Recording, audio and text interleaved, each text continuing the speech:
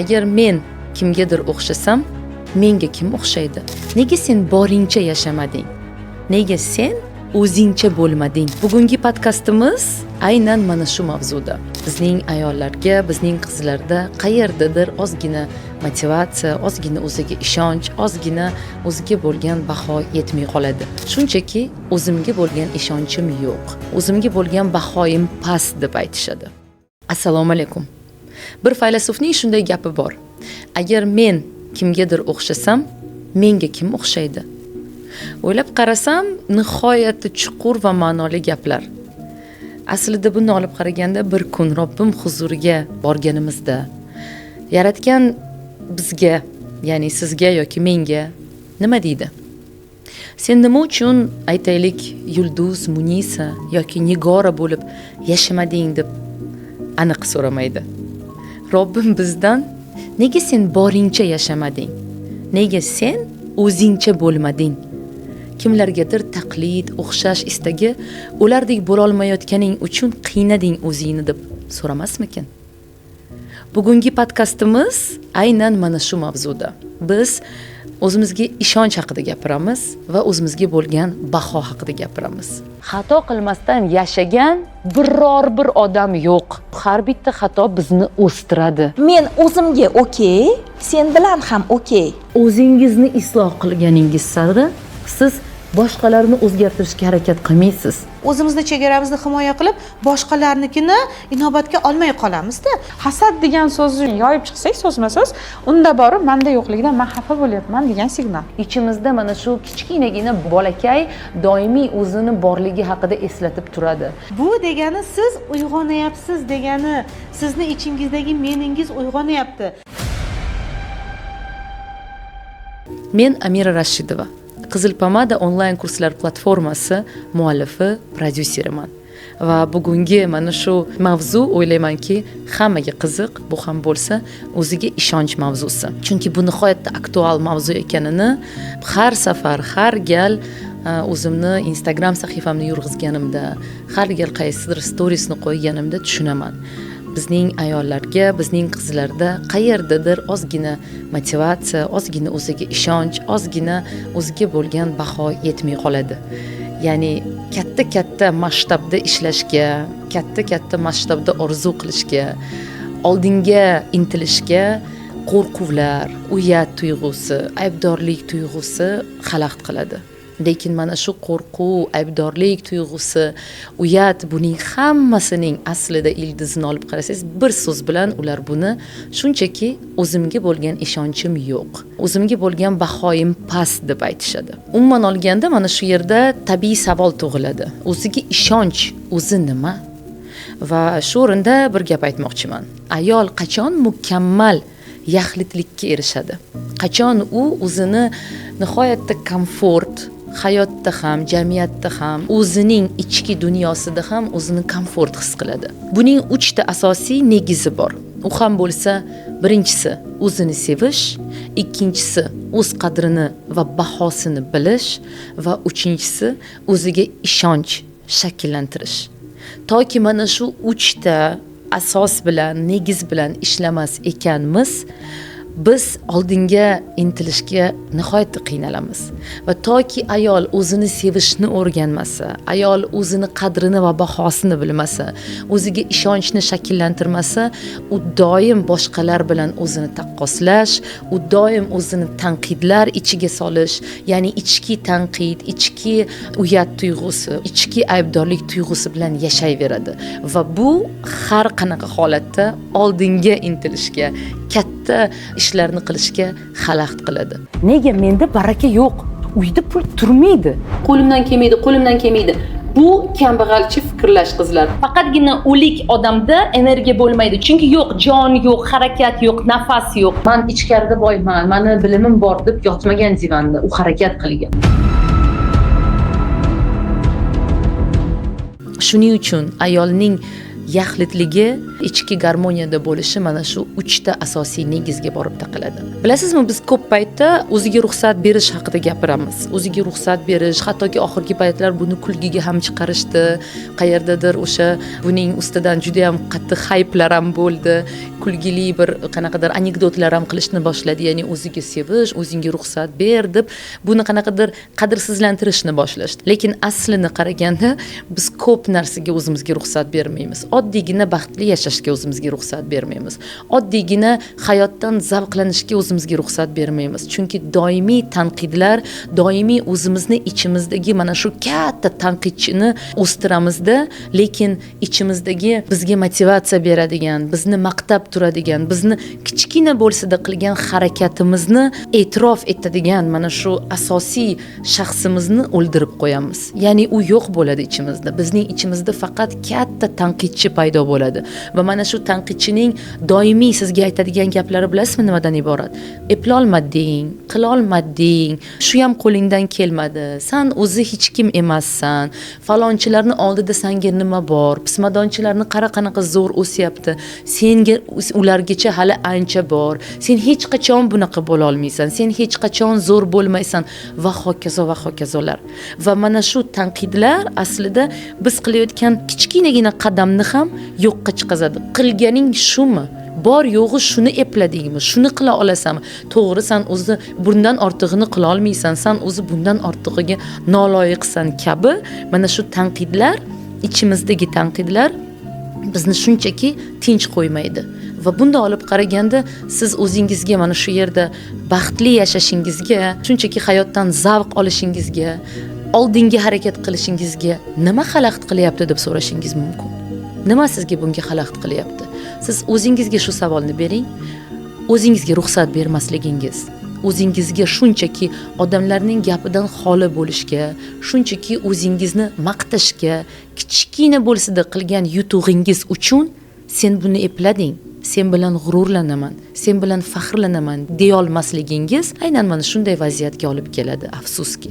Shuning uchun mana shu yerda ko'p ayollarni bugungi kunda kuzatayotganda shunaqa fikrga keldimki, men bilmayman raqamlarda buni qancha desa bo'ladi, lekin men kuzatgan ayollarning juda ko'p qismi jabrdiyda pozitsiyasida yashaydi.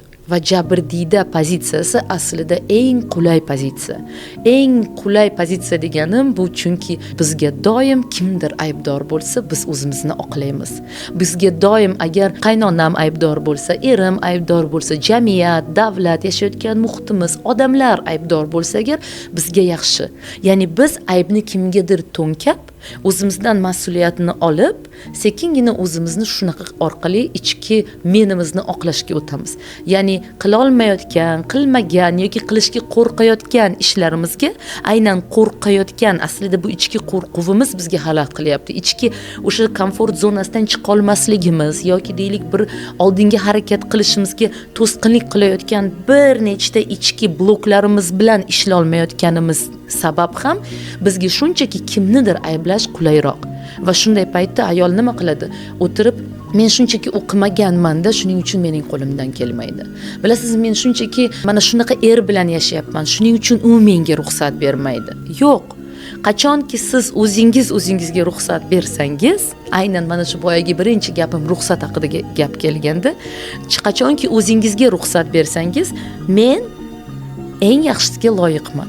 Men o'zimga o'sishga ruxsat beryapman. Men o'zimga o'zgarishga ruxsat beryapman. O'zimga rivojlanishga, o'qishga ruxsat beryapman deya, aynan ichki ruxsatni birinchi bersangiz agar, albatta oldinga harakat qilishni boshlaysiz. Xiyonatni kechirish kerakmi? Senga xiyonat qilganmiz, senga xiyonat qilmayapsizmi? Menga xiyonat qilyapsiz shekilli. Nimaga men uni tush ko'rdim? Har kuni bu orqali siz o'zingizni qutqara olmaysiz. O'zini anglay olgan odam meni tashlab ketadi, menga xiyonat qiladi deb qo'rqmaydi. Katta janjal sizga kerak emas.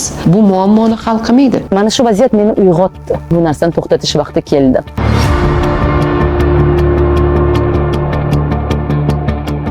Va mana shu yerda sizdagi jabrdiyda pozitsiyasi tugaydi va ichki harakat, ichki motivatsiya boshlanadi. Hattoki bilasizmi, ortiqcha vazn bilan yashayotgan ayollarni ham olib qarasangiz agar, ularning ham ichida doim kimdir aybdor. Ularning shunday vaziyatga tushganiga gormonlari aybdor, qayerdadir doktorlar noto'g'rilik qilgani aybdor, qayerdadir o'sha stresslar aybdor yoki vaziyatni aybdor qilishadi. Men 4 ta bola tug'dim, 5 ta bola tug'dim, shuning uchun shunaqa bo'lib qoldim deyishadi-da va aybdorlarni izlashni boshlashadi. Lekin to'xta, bu ortiqcha vazn kimniki? Qayerdan keldi u mening ichimga? Uni kimdir meni ichimga solib qo'ydimi? Kelib meni bir kechada birdaniga vaznimni katta qilishdimi? Yo'q. Bu mening o'zimga bo'lgan munosabatim natijasi. Ya'ni o'zimning tanamga munosabatimni natijasida men shu holatga keldim. O'zimga bo'lgan shunchaki befarqligim, qayerdadir yalqovligim, dangasaligim, qayerdadir harakat qila olmayotganim hisobida men shunaqa bo'ldim deya olmaymiz. Va tabiiyki bu yerda bizga ham mana shu yerda ham aybdorlarni izlash osonroq. Bu aslida shunchaki faktga, ya'ni bor holatni tabiiy, to'g'ri va adekvat qabul qilish haqida. Ya'ni adekvat qabul qilish, bu mening o'zimning hayotimga bo'lgan munosabatimning natijasi.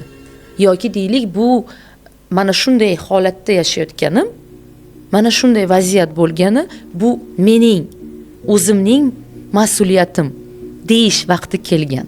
Va qachonki biz aynan shunday fikrlashni o'rgansak, aynan mana shunday fikrga kelishni o'rgansak, biz shunchaki jabrdiyda pozitsiyasidan yetuk shaxs pozitsiyasiga o'tamiz.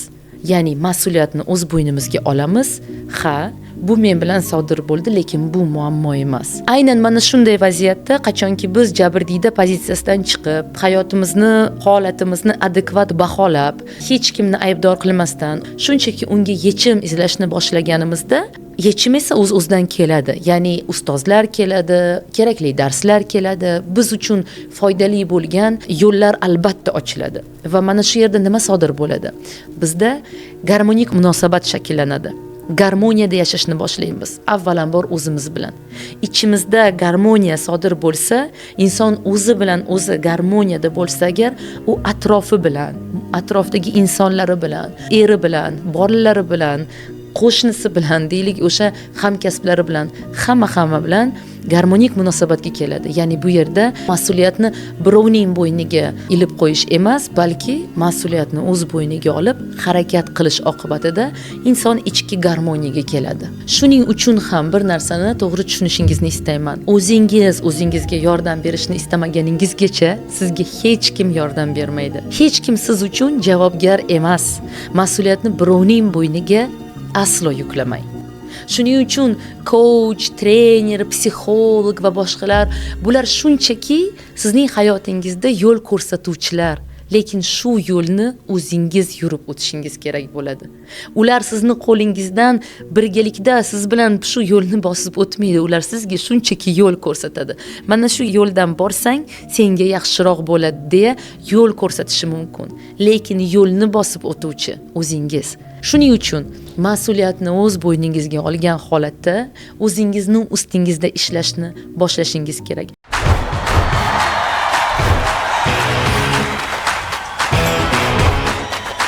Nega menda baraka yo'q? Uyda pul turmaydi. Qo'limdan kelmaydi. Bu kambag'alchi fikrlash qizlar. Faqatgina o'lik odamda energiya bo'lmaydi. Chunki yo'q, jon yo'q, harakat yo'q, nafas yo'q. Men ichkarida boyman, meni bilimim bor deb yotmagan divanda u harakat qilgan. Sen xunuksan, sening bu yering kichik, sening u yering yomon, sening bo'ying past, sen semiz, sen bu, sen u deb mana shu ichingizdagi kamchiliklar, nuqsonlarni faqat siz ko'ryapsiz. Yo'q, o'rtoqlar, bu yerda faqat siz o'zingiz va sizni mas'uliyatingiz. Sizlar yomon. O'zimchi? Bu holatdan chiqa oladilar. Mumkin emas bunday qilish. Ikkinchi xotin bo'lishga shunchaki osonlikcha rozilik bermagan bo'lardingiz. Bu formulani hamma joyda ishlatish mumkin. Ular qaror chiqarishni o'zlari bilishmaydi. Ana shu yerda ko'p qizlar katta xatoga yo'l qo'yishadi. Eringiz bilan onasini munosabatlariga aralashishga haqqingiz yo'q. Bu uni munosabatlari. Shu qadar o'zingizni chuqurlikka, jarlikka qulatasiz. Oila buzilib ketadi.